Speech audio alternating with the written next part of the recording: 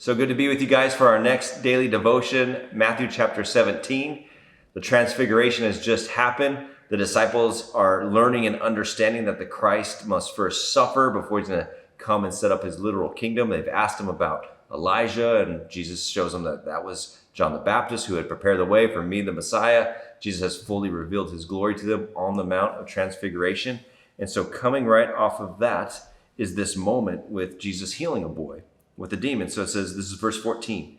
And when they came to the crowd, a man came up to him, kneeling before him, and said, Lord, have mercy on my son, for he has seizures and he suffers terribly.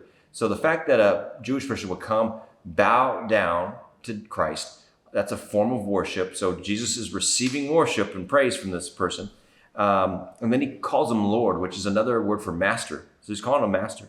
It's just a good reminder for us. We so sometimes casually throw, oh yeah, Jesus is Lord, but do we understand what we're saying? Like, Jesus is master. He is the king. And so what he says go. And I just reminded everybody in service that, Jesus says, if you love me, you'll keep my commandments. So our love for Christ is shown by our faithfulness to live out what Jesus has said. So that means he's master and we do what Jesus says in joy.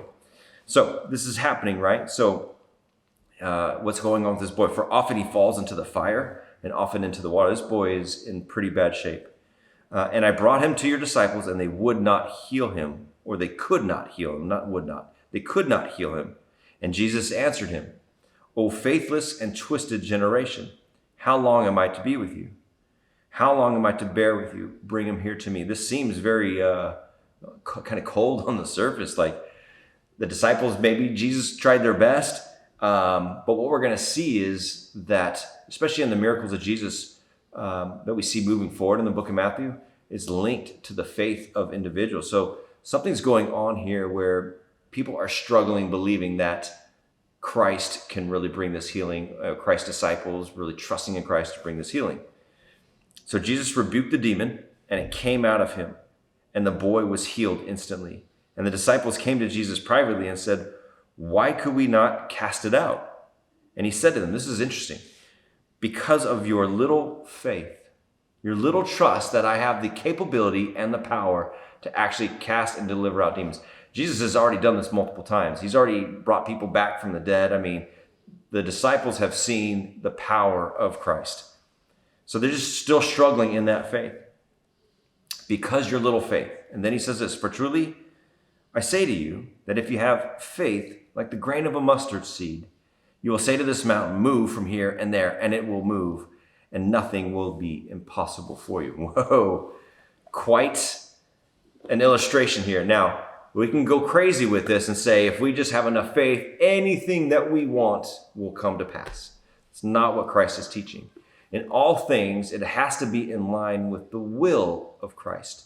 So we need to apply our faith. We need to apply our trust in Jesus, in the will of Jesus. So it's like, well, how do I know if this scenario or this circumstance or this thing is God's will? Well, most of the things that you and I encounter in life actually has been spoken of by this word. So a great reminder for us to know this book, understand this book, because it is the will of God.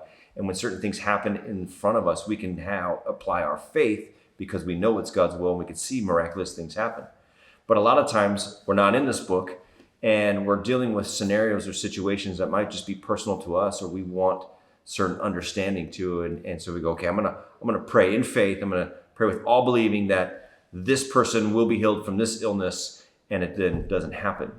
Or this circumstance with my money, or this circumstance with this individual, this conflict, you could fill in the blank. And I'm praying with all faith. I believe that Jesus could do it and he can do it, and I have faith. And then it doesn't come to pass. What happens to us in those moments?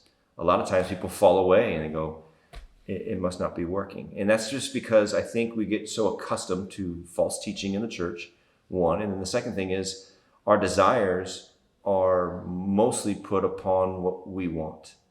And the question is, what does Christ want? So I want to encourage us as we end our devotion today to kind of help switch our perspective on really anything, to switch it to what best glorifies God and what is God's heart and God's will.